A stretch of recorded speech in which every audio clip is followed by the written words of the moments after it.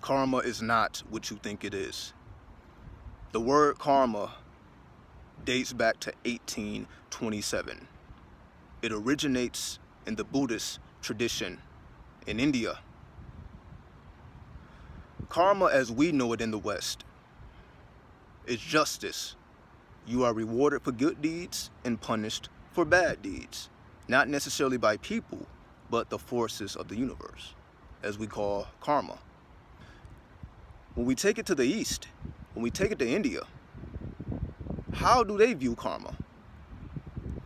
First, there are the three marks of existence, which is the non-self, impermanence, and dukkha, D-U-K-K-H-A. The non-self denotes that there is no soul force, there is no true self present in the human body.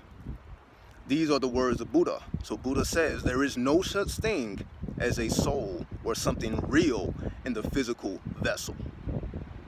So when you hear that for the first time, you're like, well, what do you mean? Because all we hear about is go inside, go inside. You got to go inside yourself, go inside yourself. We hear that all the time. But the Buddha says that doesn't even exist. What he means is the astral body is where the soul force is where the true essence of who and what you are is. It's not in your physical vessel, it is in your astral vessel. But in the West, we have made the physical vessel more dominant than the astral vessel, which is why we flipped the meaning of karma and made it more about the physical body and made it more about your actual deeds and your physical actions, more about what it actually is. The second mark of existence is the impermanence element, where nothing is permanent. So for you to be attached to anything that is not permanent, you're only causing yourself more suffering or unnecessary suffering. Then the dukkha, which is three aspects of the dukkha. The three aspects of the dukkha is your cravings and you clinging to things. What are the three things that people usually cling to?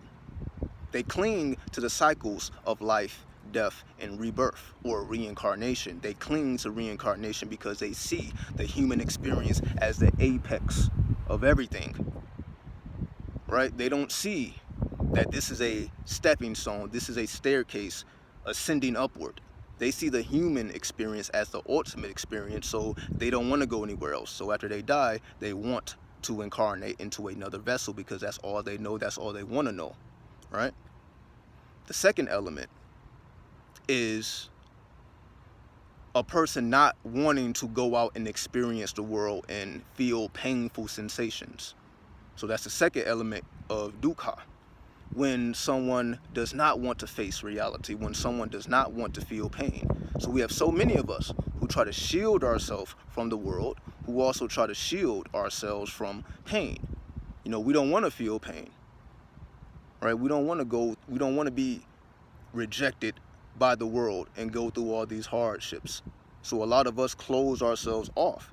That also generates karma because we are supposed to be open towards the world and open towards life, open towards nature. And when we are closed off from those things, that's what generates karma. You not being open to the impermanence of nature generates karma. You not wanting to go out and experience life generates karma.